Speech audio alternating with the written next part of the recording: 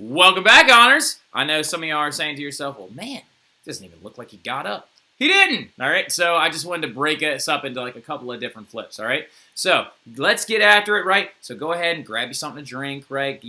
Sit down, enjoy yourself, put some earbuds in, just like sit there and jam out. Madeline talking to you, definitely talking to Grace Rouse over there, right? Get comfortable. Let's get after it, all right? So again, welcome back, okay, to your second flip of your two-flip series that is going down over break, right? So we just left off talking about, financial hardships. Like, you need to highlight that number, 50%. 50%, like, for those of you who don't understand how interest works, like, the idea that interest is money that you pay to keep the person who gave you money happy, right? Like, so interest is like, if I donated, like, $100 to, I don't know, who's somebody in the room, to Gracie in the room, right? And she has to pay, I tell her, all right, it's 10% interest per year. That means every year she's paying me $110 because $10 of that is in interest, right? The debt was so high in France that 50% of their tax money is going to interest, right? That's bananas, all right? So for any parent that's watching this right now, you're like, oh my God. That's insane because they know what interest is like, right? Interest can be your best friend if it's paying you, but it can be your worst enemy if it's a credit card. Ladies, for the rest of your life, anything over 15% on a credit card is too high on interest, all right? So, 15% is still really aggressive. Your credit union can give you ones for 7. I know that's a life lesson that I just taught you, right? Anything below 10 is optimal. Anything over 15 is too much, all right? Interest is bad, all right? So, now, anyway, so here's the thing, too, though. Bad kings are going to send France into further debt, right? So how many wars were fought under Louis XVI? Nada, all right? So he hadn't fought a war yet because he actually hadn't had any chance. Well, actually, that might not be true. War of Austrian Secession might have been under him. I'll have to look up on that, actually. Might not actually be factual. If anything, though, it definitely just sent them into more debt, right? So Louis XVI was faced with this terrible decision. Do I try to figure out this financial situation to make the First Estate and Second Estate agree to pay more taxes? How do I keep my country that is on the verge of imploding from actually imploding? And his advisors say, sir, it's time to call it. Not a quits, all right? Some of you are like, wow, he just gave up? So, no. It's time to call the Estates General.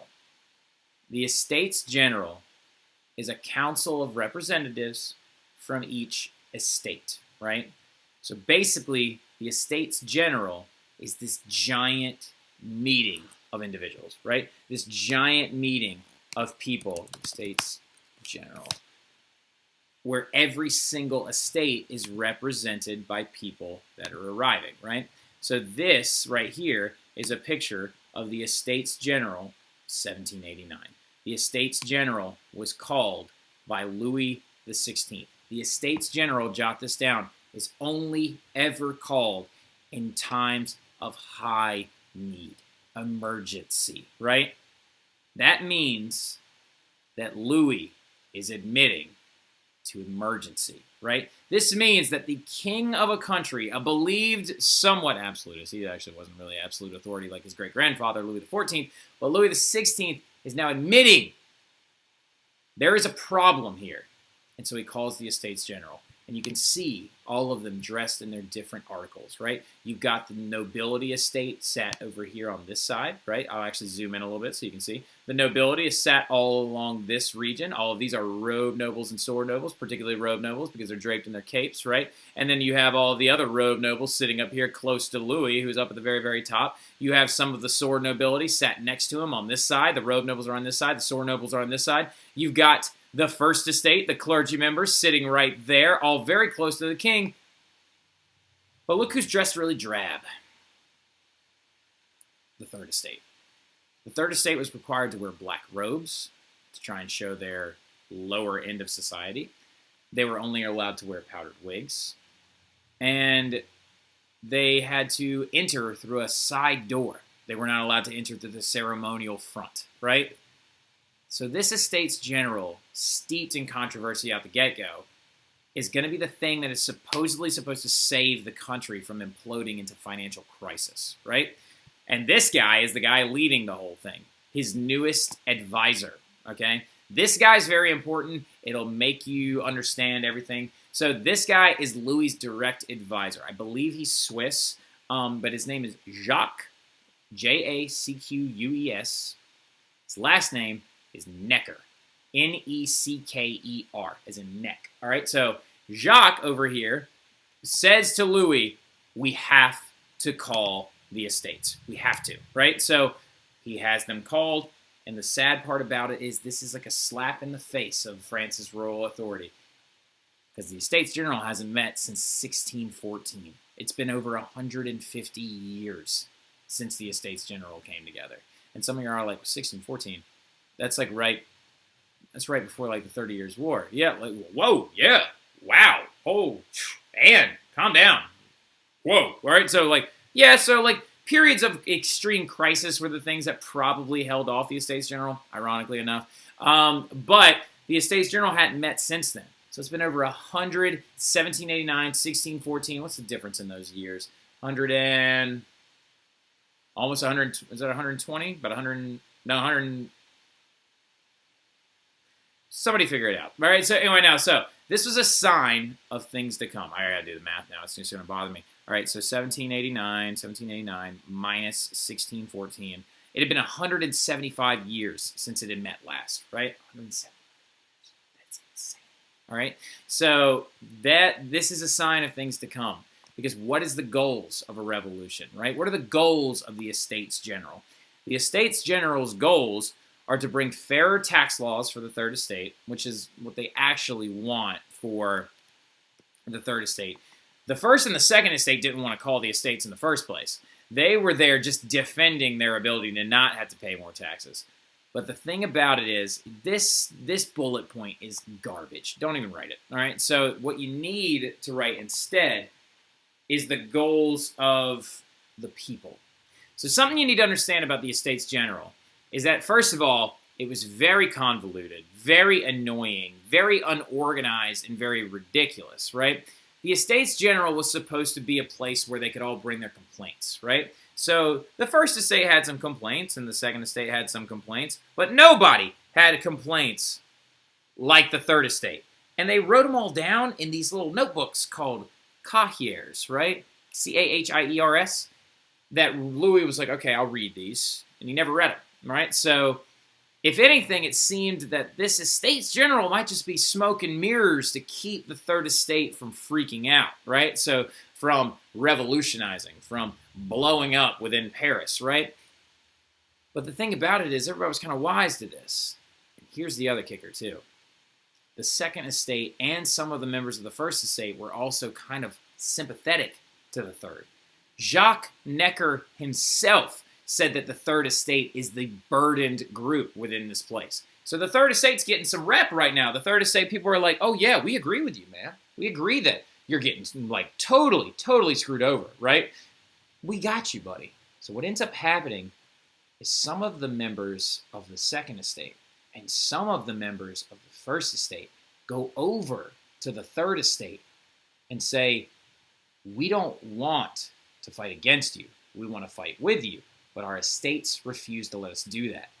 So they formed a brand new group. And they called this group the National Assembly. The estate of the people, right? The National Assembly is a massive event. Their formation is a massive event. Because they were like, no. We're no longer the Third Estate. We're the National Assembly now. We're the National Assembly that is going to set this country right and fix this whole bad boy. We are a threat. We are something you should be terrified of, right? So then what ends up happening, on June, I believe it's 20th, 1789, Louis sees this at the Estates General. Because the Estates General has already been convened, right? Like, so they're there meeting, they're debating back and forth, and nothing is getting done. Like, nothing, right? And so these members of the First Estate and the Second Estate and the Third Estate start going over to this meeting hall, this big room where they used to discuss how they're going to fix everything.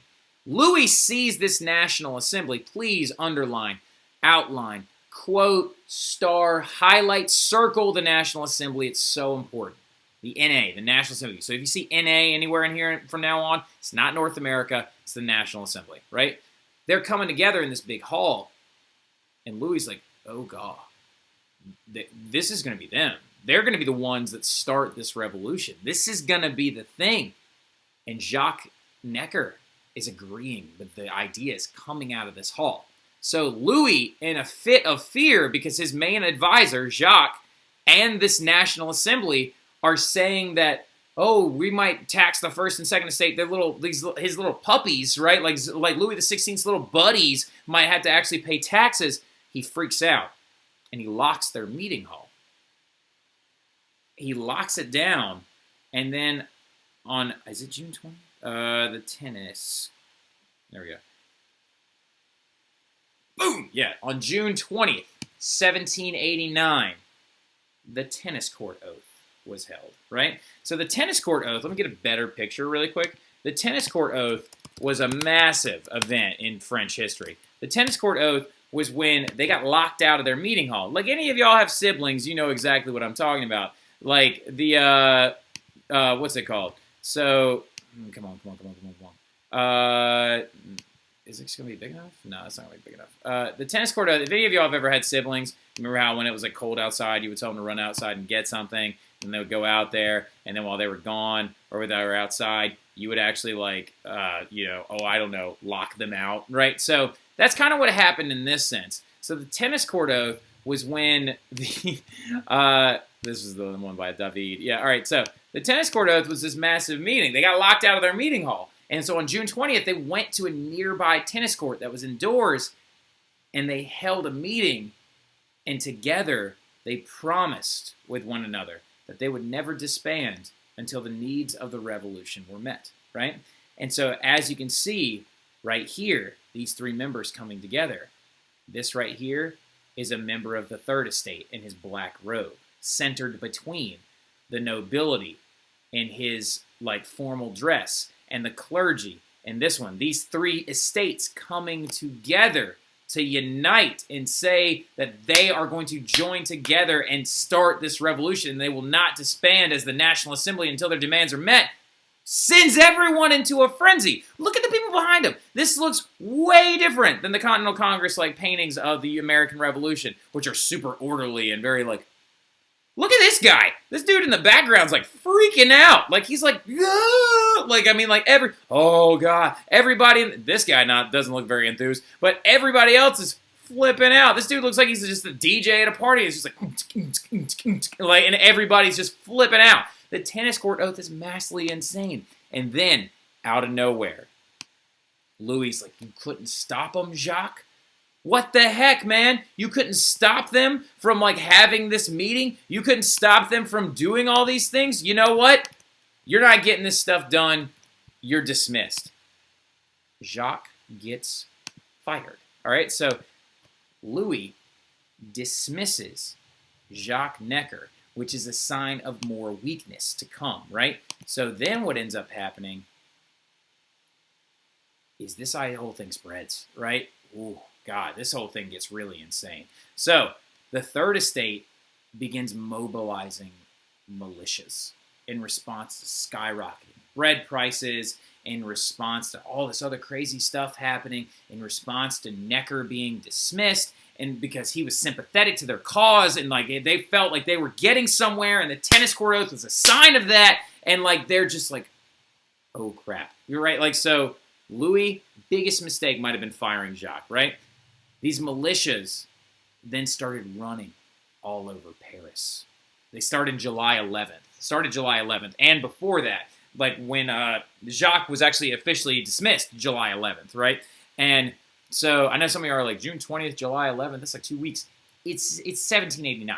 Things move slower, all right? So, but groups of these militias start running around to different hospitals looking for two things: bread and weapons. And at one point, they actually stormed into this one place called the Hotel de la Invalide, like the Invalids. It used to be an old retired, it used to be where like retired officers of the military would go, like hospice for these retired military officers when they were elderly. and the Invalids Hospital, right? And they went in there, and they found a couple carts of bread, and then they found a ridiculous amount of black powder. But the problem is, you got powder, but you don't have guns and bullets to put in them. So then they all turned, and they looked, and they saw it, right? Because rumors began to swirl all over Paris that the king was mobilizing an army to destroy this new militia. And this militia's sitting there with black powder barrels, but they don't have guns to put them in. So they look over, and they see it. And what this thing is this massive, humongous, gigantic thing known as the Bastille. Look at this thing. That is the Bastille right there. That's the gate to get into the Bastille, right? So the Bastille was a medieval fortress, right? It was this huge fortification outside of Paris, right? Converted into a prison. And what it always kind of stood there as was a symbol of royal oppression, right? And on July 14th, 1789, 900 Parisians assembled outside of it, right? Now, they weren't after the prisoners in there. They mainly wanted the gunpowder and they wanted the guns inside of it. Now, do I have that reversed? Yeah, I think I do have the reverse. They found the guns in the Hotel de Invalide, and then they found the gunpowder in the, Bastille itself. They now are flipping out, right? The Bastille was defended by these Swiss mercenaries, right? And they were all very aware that there was a ridiculous amount of gunpowder in there. And ironically enough, there were only 7 prisoners. 4 of them were considered mentally insane. So when they unlocked them out of their chains, they just kind of wandered around the basement for a while. Now, what ends up happening, though, the Bastille was defended by these Swiss mercenaries, right? And so at one point,